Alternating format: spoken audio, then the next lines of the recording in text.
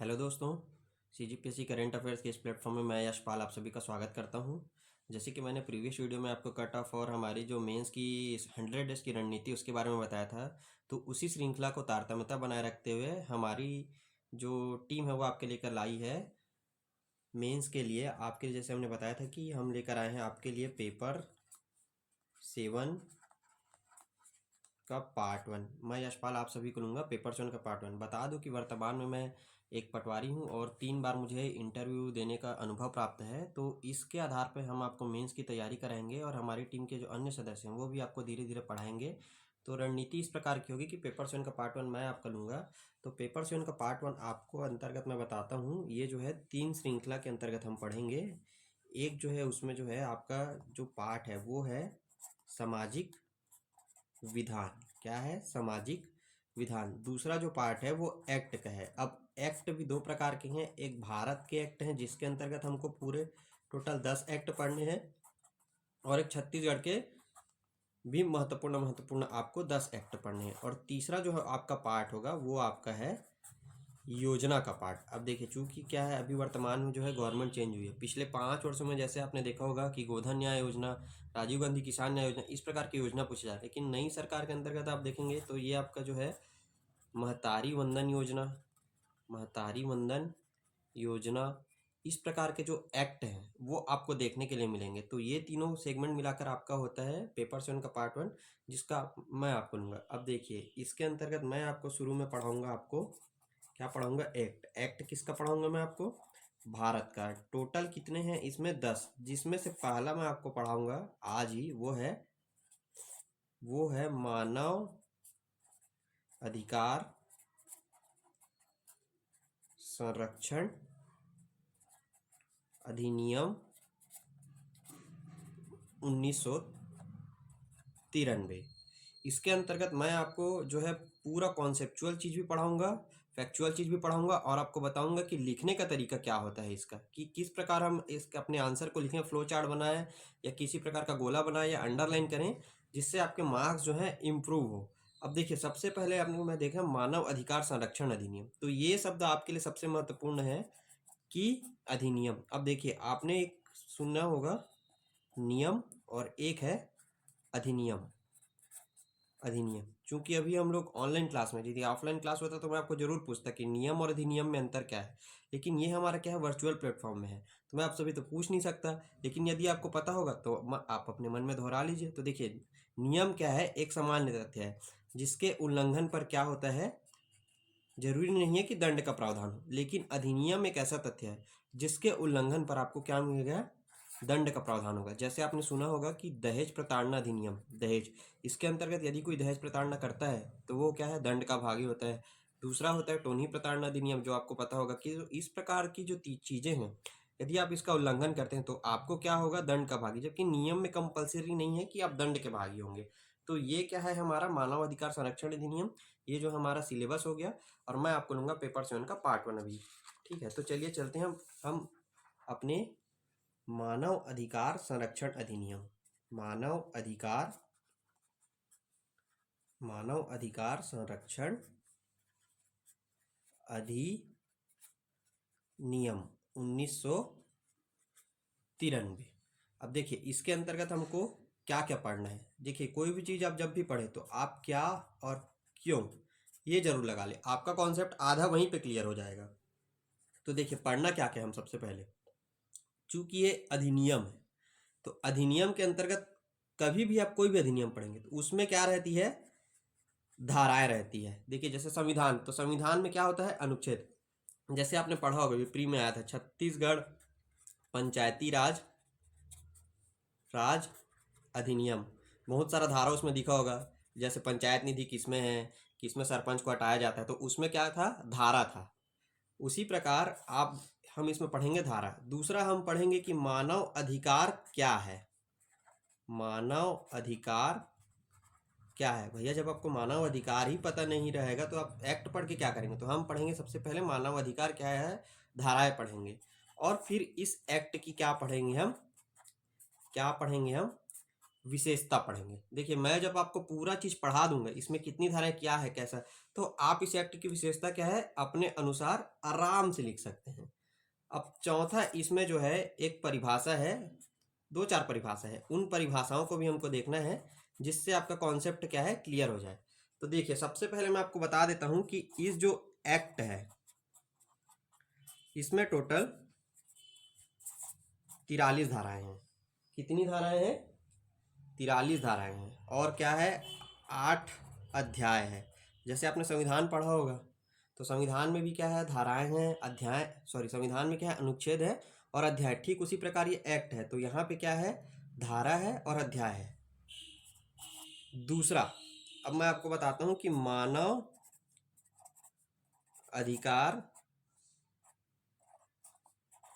क्या है। पहले मैं आपको इसका सिंपल डेफिनेशन बताता हूं, अभी हम तकनीकी तथ्य हम नहीं चलते, सिंपल डेफिनेशन में आपको बताता हूं कि एक व्यक्ति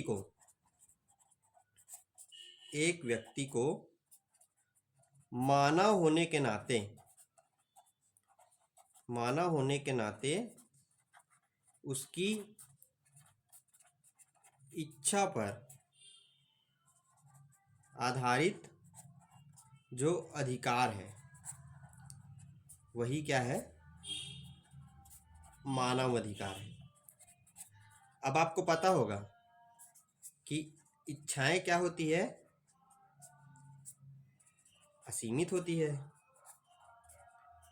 इसलिए क्या है मानव अधिकार भी जो है वो क्या है असीमित है। देखिए जैसे इच्छाएं असीमित, जैसे कोई व्यक्ति डीसी बन गया उसके बाद भी उसको लग रहा है कि उसकी इच्छा सीमित है तो फिर वो इसके लिए ट्राई करता है। तो ठीक उसी प्रकार क्या है मानव अधिकार सीमित है, इसलिए मानव अधिकार को सबसे बड़ा समूह अधिकारों का क्या कहा जाता है सबसे बड़ा समूह कहा जाता है। तो ये क्या है मानव अधिकार का क्या है सिंपल सा परिभाषा है, सिंपल सा। अब हम देखते हैं इसकी तकनीकी परिभाषा। मानव अधिकार की क्या देखते हैं हम तकनीकी परिभाषा। तो हमेशा आप एक तथ्य ये याद रखिए कि कोई सा भी धारा हो उसमें परिभाषा हमेशा धारा 2 के अंतर्गत हुआ हो। हमेशा क्या है धारा 2 के अंतर्गत सदैव क्या होगी परिभाषा। अब चूंकि ये मानव अधिकार है इसलिए कहाँ दिया होगा इसका परिभाषा मानव अधिकार संरक्षण अधिनियम 1993 की धारा 2, और अगर डीप में जाना है आपको तो धारा 2D। ठीक है, तो इसमें क्या कहा गया है कि व्यक्ति को मानव होने के नाते उसकी गरिमा के अंतर्गत समस्त अधिकार, जिसमें 3 चीजें समाहित होंगी। अब वो 3 चीजें क्या क्या है वो मैं आपको बताता हूं। देखिए पहला जो चीज है वो है भारत के संविधान द्वारा क्या किया गया हो गारंटी प्रदान की गई हो। भारत के संविधान द्वारा यदि गारंटी प्रदान की गई हो यदि किसी अधिकार को तो वो क्या है मानव अधिकार। दूसरा यदि वो अंतरराष्ट्रीय प्रसंविदा का भाग हो, क्या होगा अंतरराष्ट्रीय प्रसंविदा का भाग होगा। और तीसरा न्यायालय द्वारा प्रवर्तनीय, अर्थात न्यायालय में उसको क्या कराया जा सकता है लागू कराया जा सकता है, तो वो क्या होगा हमारे लिए मानव अधिकार होगा। देखिए अब आपको जैसे 2 नंबर में पूछ दिया कि मानव अधिकार क्या है उसकी परिभाषा लिखिए मेंस में, तो आपको यही लिखना है। एक लाइन आपको चार लाइन आपको दिया रहेगा। पहले लाइन में आपको हमेशा ये बताना है कि मानव अधिकार की परिभाषा किस में दी गई। तो पहले लाइन में आपको ये बताना पड़ेगा कि मानव अधिकार की परिभाषा मानव अधिकार संरक्षण अधिनियम 1993 की धारा 2D के अंतर्गत परिभाषित है। उसके बाद अगला लाइन आपको ये लिखना है कि मानव होने के नाते उसकी गरिमा के अंतर्गत समस्त अधिकार जो भारत के संविधान द्वारा गारंटी प्रदान किया गया हो, अंतर्राष्ट्रीय प्रसंविदा का भाग हो और तीसरा जो न्यायालय द्वारा प्रवर्तनीय हो।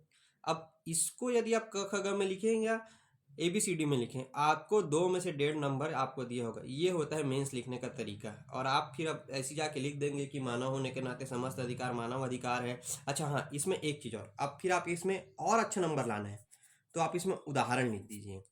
जैसे कैसा उदाहरण, जैसे जो स्वतंत्रता का अधिकार है, भैया आदमी की इच्छा स्वतंत्र होने की होगी। आदमी चाहेगा कि उसकी शिक्षा मिले, आदमी चाहेगा कि उसकी संस्कृति बने रहे। तो इस प्रकार के जो अधिकार आपको मिलेंगे, यकीन मानिए यदि 2 नंबर में आपको आता है और आप ऐसा लिखेंगे तो आपको कम से कम इतना तो मिलेगा ही। और यदि चेकर की इच्छा रही तो आपको फुल मार्क्स भी दे सकता है। तो यही मैंने उस दिन आपको डिस्कस किया था कि क ख ग वर्सेस ABCD। तो इस प्रकार का आप लिखते हैं तो आपको जरूर जो है पूरी तरीके से मार्क्स मिलेगा। अब देखिए हमारा जो है इसमें टोटल 8 अध्याय था। अध्याय 1 हमेशा रहता है प्रारंभिक की और अध्याय 2 हमेशा परिभाषा है। तो इसमें जो सबसे महत्वपूर्ण परिभाषा थी वो थी मानव अधिकार की। अब हम चलते हैं, चलिए अगली ओर, जो है हमारा अध्याय 3, सॉरी अध्याय 2। हमारा क्या है जी, अध्याय 2।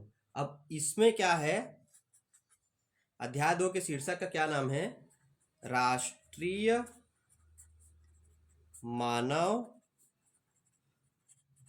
अधिकार आयोग। क्या लिखा है, राष्ट्रीय मानव अधिकार आयोग। अब देखिए ये कहाँ से कहाँ तक है, तो ये है धारा 3 से धारा 11। जैसे आपने पढ़ा होगा कि जो है मौलिक अधिकार अध्याय 3 में है, अनुच्छेद 12 से लेके क्या है अनुच्छेद 35 तक। जैसे DPSP आपने देखा होगा अनुच्छेद 36 से अनुच्छेद 51 तक। तो इसी प्रकार क्या है अध्याय 2 में हमारा राष्ट्रीय मानव अधिकार आयोग, इसका क्या है अध्याय 3 से लेकर अध्याय 11 तक, सॉरी धारा 3 से लेकर धारा 11 तक। अब देखिए इसको मैं आपको बता देता हूँ, एकदम बहुत ही आसान है, आपको याद रखना। देखिए 3 में जो है क्या है, गठन है, ऐसे याद रख लीजिए गठन। अब गठन होगा तो उसका क्या करना पड़ेगा, नियुक्ति करना पड़ेगा। अब नियुक्ति में यदि उन्होंने गलत काम कर दिया तो उनका क्या हो जाएगा, पद मुक्ति। पद मुक्ति के बाद क्या रहेगा उनका, कार्यकाल। कार्यकाल के बाद क्या होगा उनका, एक कार्यवाहक अध्यक्ष। कार्यवाहक अध्यक्ष के बाद क्या होगा उनका, सेवा शर्त। सेवा शर्त के बाद उनका क्या होगा, विनियम। अविनियम के बाद होंगे उनके अधिकारी और कर्मचारी। तो ये क्या हो गया आपका 3 से 11।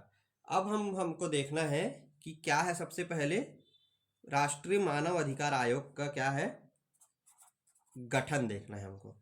क्या देखना है, गठन। तो सबसे पहले यदि आपको क्वेश्चन आ गया 4 या 8 नंबर में कि राष्ट्रीय मानव अधिकार आयोग के गठन को समझाइए, तो आपको सबसे पहले यही बताना है, चूंकि ये एक्ट है, मैं पहले ही बता रहा हूँ कि यदि आप इसमें धारा मेंशन किया तो आपको बहुत ज़्यादा नंबर मिलेगा। अब देखिए गठन, तो गठन क्या है, इसके अंतर्गत धारा 3 के अंतर्गत आता है क्या आपका गठन। अब देखिए गठन कौन करता है, सबसे पहले अब मैं जैसे पॉइंट बता रहा हूँ वैसे आपको लिखना पड़ेगा। गठन कौन करेगा, देखिए चूंकि ये राष्ट्रीय मानव अधिकार आयोग है तो गठन कौन करेगा, केंद्र सरकार। ये कॉमन सेंस होना चाहिए, केंद्र सरकार। अब दूसरा, सदस्य कौन कौन होगा, या इसकी संरचना बोल लीजिए आप, या इसकी संरचना। तो ये देखिए आप, इसका है 1+10, ठीक है। 1+10 मतलब एक हमेशा क्या होगा, अध्यक्ष, और 10 क्या होंगे, सदस्य। अब ये 10 का जो वर्गीकरण है उनका देखना हमको बहुत ज्यादा जरूरी है। देखिए 10 में से जो 3 है वो क्या है आपके, बुद्धिजीवी हैं। बुद्धिजीवी अर्थात मानव अधिकार आयोग से जो है, मानव अधिकार से के विशेषज्ञ हैं वो, जो इनकी क्या रखते हैं, जानकारी रखते हैं। और जो 7 हैं वो क्या है, पदेन सदस्य। अब देखिए 4 मैं आपको ऐसे याद करा रहा हूँ, 3 आपको अलग से याद रखना पड़ेगा। 4 आपको देख लीजिए, ST SC महिला और अल्पसंख्यक। देखिए ST SC महिला और अल्पसंख्यक, इसके आयोग के जो अध्यक्ष होंगे वो क्या है, इसके पदेन सदस्य। अब 4 हो गया, 3 बचा। अब एक आप याद रख लीजिए, इसमें बाल अधिकार संरक्षण आयोग। क्या है? बाल अधिकार संरक्षण आयोग। एक आपको मिलेगा पिछड़ा वर्ग आयोग। एक आपको क्या मिलेगा? पिछड़ा वर्ग आयोग। और एक आपको मिलेगा जो हैंडीकैप्ड है उनके लिए क्या है? मुख्य आयुक्त। ठीक है, अब इनको क्या होगा? मुख्य आयुक्त। तो देखिए यही आपको लिखना है 8 नंबर में। कैसे लिखना है? जैसे आपको पूछ दे कि राष्ट्रीय मानव अधिकार आयोग के गठन को समझाइए 8 नंबर में, तो सबसे पहला लाइन आपको यही रहेगा, क्योंकि एक्ट में बार बार करूँ, राष्ट्रीय मानव अधिकार आयोग के गठन का प्रावधान मानव अधिकार संरक्षण अधिनियम 1993 की धारा 3 में किया गया है। इसका गठन केंद्र सरकार द्वारा राजपत्र में अधिसूचना के माध्यम से किया जाता है। इसके सदस्यों में एक अध्यक्ष और 10 सदस्य होते हैं। अब इसका जो एक अध्यक्ष है वो होगा सुप्रीम कोर्ट का सेवानिवृत्त मुख्य न्यायाधीश, या होगा या जो हाई कोर्ट में है, उच्च न्यायालय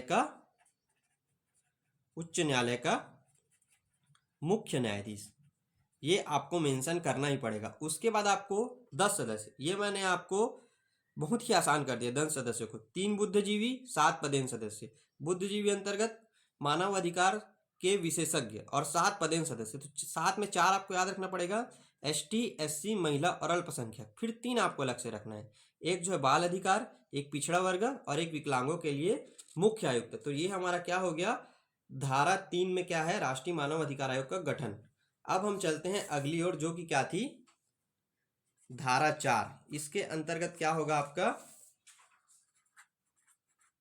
नियुक्ति। नियुक्ति सबसे पहले तो आपको देखना पड़ेगा कि नियुक्ति कौन करता है।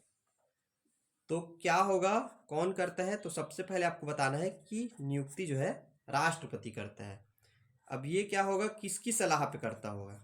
देखिए आपने संविधान यदि अच्छे से पढ़ा है तो फिर आपको एक ये फायदा क्या है कि राष्ट्रपति जो है कोई भी जो काम है वो ज्यादातर क्या करता है, स्वविवेक की शक्ति उसके पास होती नहीं, तो क्या करता है? मंत्रिपरिषद की सलाह से करता है, या क्या करेगा? नियुक्ति आयोग की सलाह पर। तो यहाँ पे मंत्रिपरिषद नहीं, यहाँ पे क्या होगा? नियुक्ति आयोग की सलाह। अब ये देखिए, ये नियुक्ति आयोग की सलाह में टोटल कितने सदस्य होंगे? टोटल आपके होंगे 6 सदस्य। अब इसको भी हम बांट देते हैं, कितने में? 1+5 में, 1+5 में। अब ये 5 को भी हम बांटेंगे बाद में, लेकिन सबसे पहले आपको पता होगा कि नियुक्ति आयोग है। मैंने पहले ही कहा था कि क्या होता है, मंत्रिपरिषद या नियुक्ति आयोग। तो मंत्रिपरिषद का प्रमुख कौन होता है? प्रधानमंत्री। तो प्रधानमंत्री क्या होता है? इसका पदेन अध्यक्ष होता है। क्या होता है? पदेन अध्यक्ष होता है। अब 5 को भी हम बांट देते हैं, कितने में? 5 को। तो सबसे पहले 2 और 1।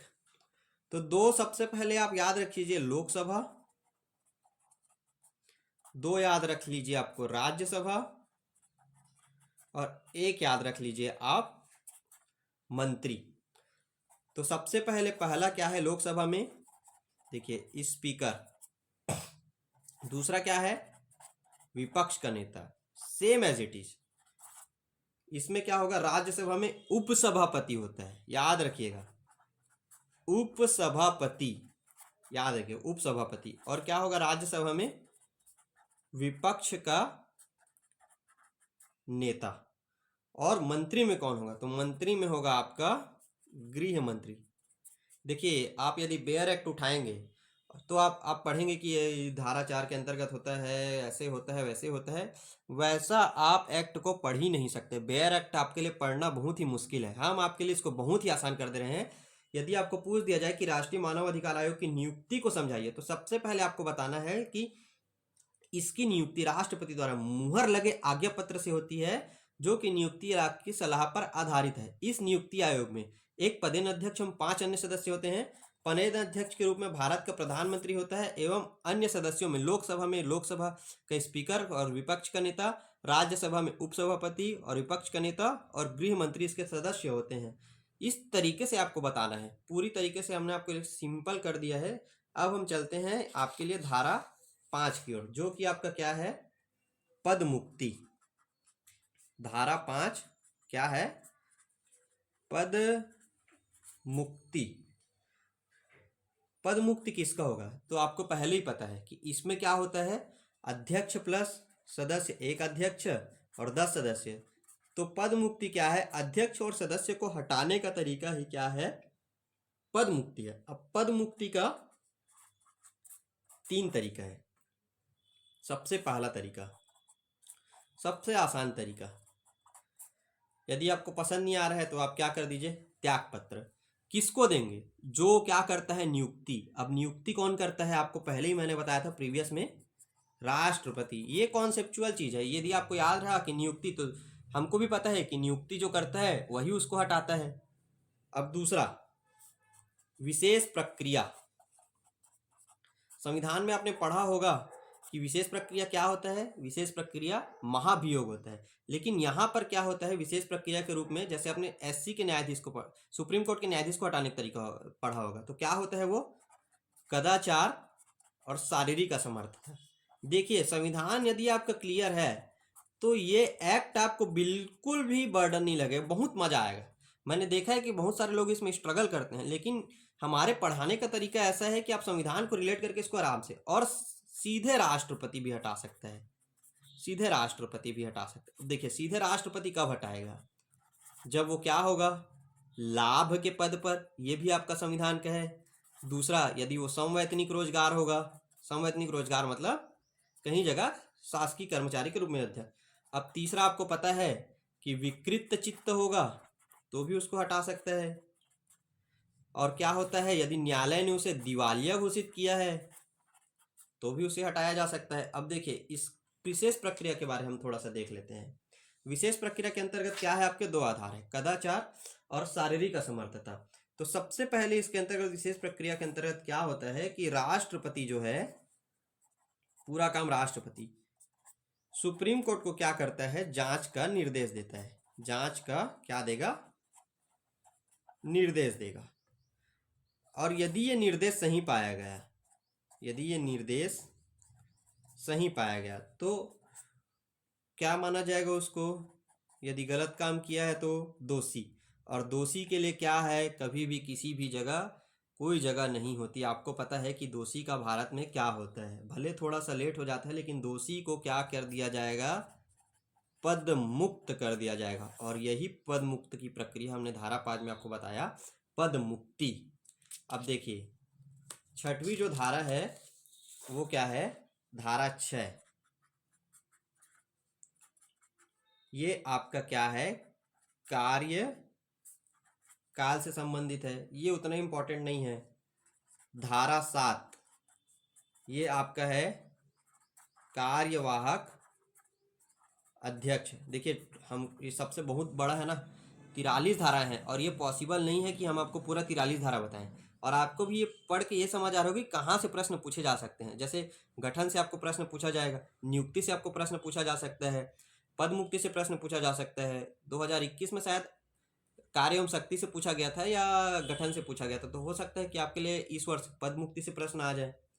उसके बाद आपके लिए आएगा धारा 8, सेवा शर्तें। सेवा शर्तों के अंतर्गत आपको पता होगा कि इनको क्या होगा, कोई हाउस अलॉट होगा, कितना वेतन दिया जाएगा, पद मुक्ति के बाद कितना % आपको पेंशन दिया जाएगा, ये आपको पता होगा। धारा 9 के अंतर्गत क्या होगा, रिक्तियां। धारा 9 में क्या है, रिक्तियां। अब रिक्तियां और जो पद खाली है उसमें अंतर है ना। रिक्तियां मतलब थोड़े समय के लिए बस क्या है, वो इंसान क्या हो सकता है, छुट्टी ले सकता है, या फिर क्या उसका तबीयत खराब हो जाता होगा, तो इस प्रकार क्या होता है, रिक्ति होता है। और उसके जगह पर फिर अब जैसे आपने पढ़ा होगा कि राष्ट्रपति का, जैसे कोई लोकसभा अध्यक्ष नहीं है तो क्या होता है, उपाध्यक्ष क्या होता है, उसका पद संभालता है, तो ये क्या है, रिक्ति है। अब देखिए उसके बाद क्या आता है, चलिए अब ये 9 तक हो गया। अब हम चलते हैं अध्याय 3। ये बहुत ही इंपॉर्टेंट है। ये आपको इस बार पूछा गया है, कार्य एवं शक्तियां। कार्य एवं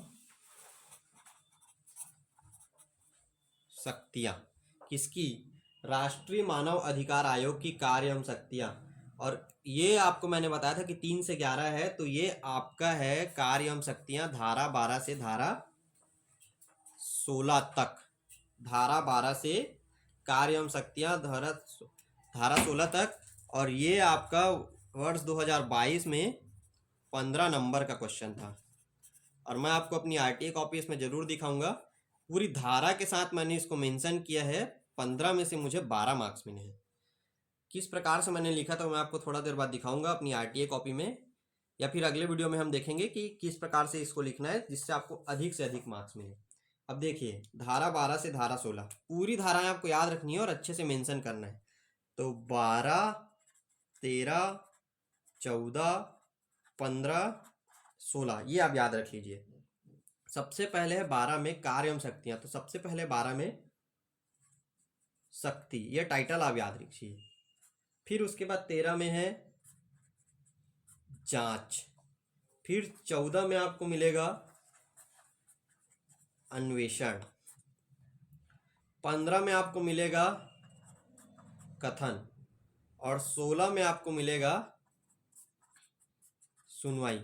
मैं पहले बताया था ना कि 15 नंबर का क्वेश्चन है। मेरे दोस्तों को इसमें 15 में से 3 या 3, 3.5, 4 मिले, क्योंकि उन्होंने धारा मेंशन नहीं किया था, पूरा इसको डील नहीं किया था, और मैंने इसको अच्छे तरीके से मेंशन किया। तो 15 में से मुझे 11.5, 12 नंबर मिले, 11 नंबर मिले हैं।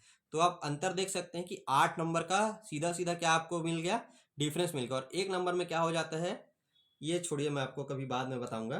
तो देखिए, सबसे पहले शक्ति, जांच, अन्वेषण, कथन, सुनवाई। अब हम अंतर देख लेते हैं इसमें, जांच और अन्वेषण में क्या अंतर है। देखिए, कानूनी सामान्य शब्दों में तो जांच और अन्वेषण एक है, लेकिन ये हम क्या पढ़ रहे हैं, कानून, तो थोड़ी जानकारी होनी चाहिए आपको। देखिए, सबसे पहले जांच क्या है, तो जांच होता है साक्ष्य के सत्यता का क्या होता है, परीक्षण। और इसके अंतर्गत क्या होता है, कोई भी जो ऑफिसर है, कोई भी ऑफिसर जिसे उसका क्या दिया जाता है, अधिकार दिया जाता है। अब दूसरा चीज आता है अन्वेषण। अन्वेषण अर्थात देखिए, साक्ष्य के सत्यता का परीक्षण है, तो उसके एक स्टेप और क्या करते हैं हम परीक्षण के लिए, क्या करते हैं, साक्ष्य को क्या करते हैं, एकत्रित करते हैं। अब साक्ष्य को एकत्रित करना ही क्या है आपका अन्वेषण। और ये साक्ष्य को एकत्रित करने का कार्य क्या होता है, अथॉरिटी द्वारा। क्या किया जाता है, अथॉरिटी द्वारा। और ये अथॉरिटी क्या क्या हो सकती है, जैसा आपको पता होगा, ये अभी बहुत ही चर्चित है, आपको पता होगा, मैं बताऊंगा नहीं आपको। 2 तरीकों से अब चर्चित हो गया है हमारे यहाँ छत्तीसगढ़ में। तो और दूसरा क्या है, एनआईए। तो इसके द्वारा जब कभी भी कार्य किया जाएगा तो ये क्या है, अन्वेषण। अब हम चलते हैं धारा 12, जो क्या है हमारा शक्ति। क्या है, मानव अधिकार आयोग की शक्तियां। धारा 12 कार्य एवं शक्तियां। अब कभी भी आपको ऐसा पूछे कार्य एवं शक्तियां, तो आपको क्या करना है, इसको पॉइंट वाइज लिखना है। जैसे मैं बता रहा हूं आपको एकदम अच्छे से, जैसे मेंस की कॉपी रहती है वैसे आपको बता रहा हूं। देखिए, ये जैसे हमारी मेंस की कॉपी हो गई, आपको दिया रहेगा इसमें 8 नंबर में थी, 14 से 15। ये एक डेमो टाइप का देख लीजिए। तो सबसे पहले आपको ये बताना है कि मानव अधिकार संरक्षण अधिनियम 1993 की धारा 12 के अंतर्गत जांच एवं शक्तियों का प्रावधान है, जिसके अंतर्गत निम्न शक्तियां निम्नलिखित है। ये पहले लाइन में आपको बताना है। अब पहला कैसे लिखना है आपको, ये क्या लिखना है, सबसे पहले आपको जांच करना। आप चाहे तो इसको क्या कर दे, डिब्बे में बंद कर दीजिए। फिर लिखें पॉइंट टू पॉइंट, किसका, मानव अधिकारों के अतिक्रमण की क्या करना, जांच करना। दूसरा, ये हेडिंग बना के लिखने का बहुत फायदा है। आपकी कॉपी क्या है, इससे क्रिएटिव दिखती है। और हमने आपको पहले ही बताया था कि हम आपको क्रिएटिव तरीका भी बताएंगे। हस्तक्षेप किसमें, जैसे पहले ही आपको बताया था क्या, कौन, किसमें, तो हस्तक्षेप किसमें, तो मानव अधिकार के लंबित मामलों पर हस्तक्षेप करना। जैसे कोई भी लंबित मामला है उस पर हस्तक्षेप करना, ताकि क्या हो, व्यक्ति को जल्द से जल्द क्या मिले, उस पर क्या मिले, न्याय मिले। जल्द से जल्द क्या मिले, न्याय मिले। तीसरा तीसरा आपके लिए है निरीक्षण। तीसरा आपके लिए क्या है, बॉक्स में बंद कर दीजिए आप, निरीक्षण। किसका निरीक्षण करेंगे, जेल का निरीक्षण कर सकते हैं, सरकारी अस्पताल का निरीक्षण कर सकते हैं, ताकि क्या हो, जो वहाँ रहने वाले लोग हैं वहाँ की जीवन शैली में सुधार हो। बहुत बड़ा कॉन्सेप्ट है ना मानव अधिकार। देखिए, मानव होने के नाते, मैंने पहले ही बताया था, मानव होने के नाते समस्त अधिकार। अब जरूरी नहीं कि वो दोषी भी हो, दोषी को भी क्या मिल रहा पे, मानव अधिकार। जैसे जेल में कोई आदमी बंद है तो वो भी क्या है, मानव ही तो है, तो उसको भी ये अधिकार प्राप्त है, किसका, गरिमापूर्ण जीवन का, भले वो जेल में हो। तो इसलिए क्या करता है, जेल सरकारी अस्पताल की में निरीक्षण, ताकि उसकी जीवन शैली में सुधार हो।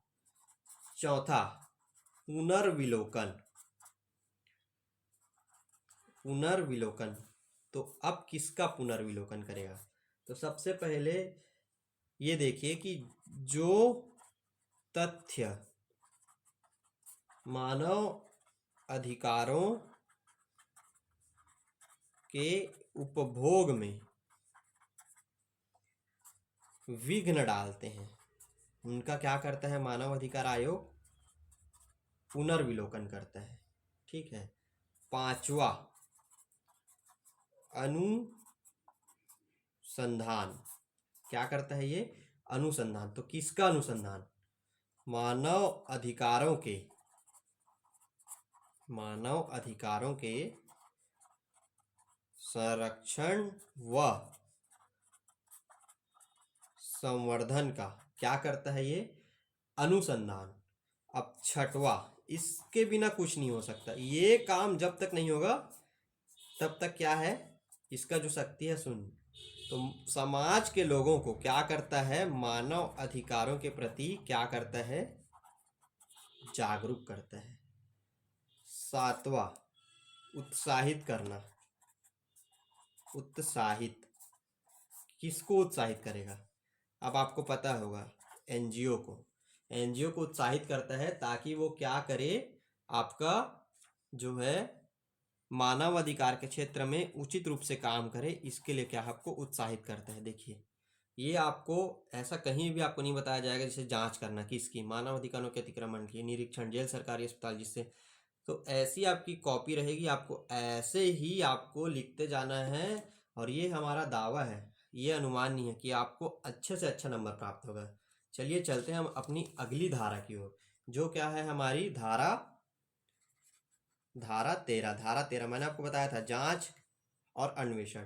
तो 13 में हमारा जांच था और 14 में अन्वेषण। तो 13 हमारा क्या है, जांच की शक्ति। तो सबसे पहले ये देखना है हमको कि जांच तो कौन करेगा।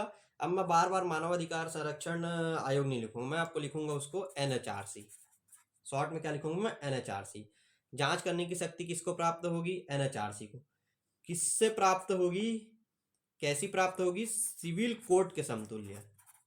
क्या प्राप्त होगी, सिविल कोर्ट के समतुल्य। और ये जो है सिविल कोर्ट की शक्ति इसको मिलेगी सिविल प्रक्रिया संहिता 1908। सिविल प्रक्रिया संहिता 1908। देखिए, यदि आप अभी पिछले बार क्या हुआ था, कार्य एवं शक्ति पूछा, हो सकता है आपको इस बार जांच की शक्ति पूछ दें, तो आपको कानूनी भाषा में आप इस प्रकार लिखिए, धारा 13 के अंतर्गत एनएचआरसी को जांच की शक्ति प्रावधान है। यह शक्ति सिविल प्रक्रिया संहिता 1908 से प्रेरित है, जो कि इसे एक सिविल कोर्ट के समतुल्य शक्ति प्रदान करती है। देखिए कितना अच्छा कानूनी भाषा में भी आपको। तो इसके अंतर्गत क्या क्या करेगा सिविल प्रक्रिया संहिता के अंतर्गत, तो देखिए शक्ति के अंतर्गत सबसे पहले आप याद रखिए समन। दूसरा आप याद रखेंगे साक्ष्य। तीसरा आपको याद रखना है दस्तावेज।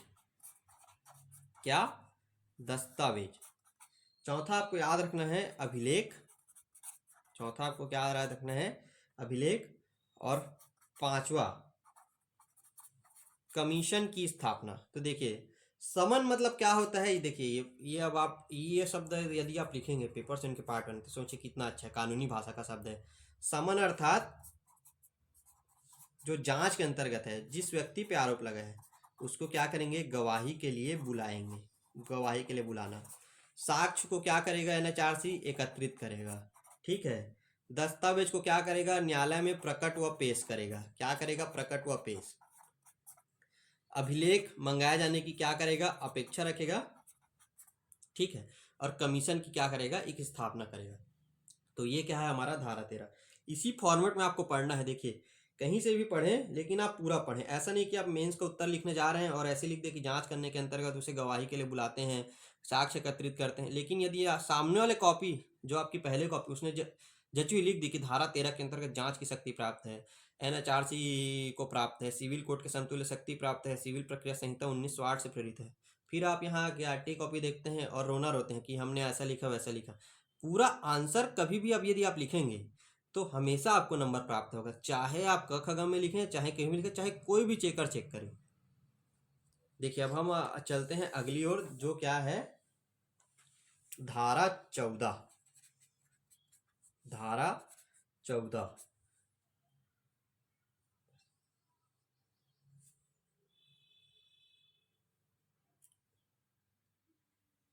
देखिए धारा 14 क्या है? अन्वेषण की शक्ति। तो इसको हम ये सोच रहे हैं कि हम इसको कल ही पढ़ते हैं। आज के लिए इतना काफ़ी है, वीडियो भी ज़्यादा लंबा मत कीजिए। चलिए इसी के साथ मैं आपको एक बार फिर से बता देता हूँ कि ये जो हमारा प्रयास है पूरा मेंस का जो है निःशुल्क रहेगा। इसमें मैं यशपाल जो वर्तमान में पटवारी के पद पर हूँ आपकी सहायता करूँगा। किसी भी प्रकार की इंक्वायरी के लिए आप हमारे टेलीग्राम चैनल से जुड़ सकते हैं, हमारा लिंक है। कुछ ही दिन में हमारी और क्लासेस भी स्टार्ट हो जाएंगी। ये पूरा हमारे को 100 दिन जो है वो पूरा हमारा निःशुल्क रहेगा। धन्यवाद।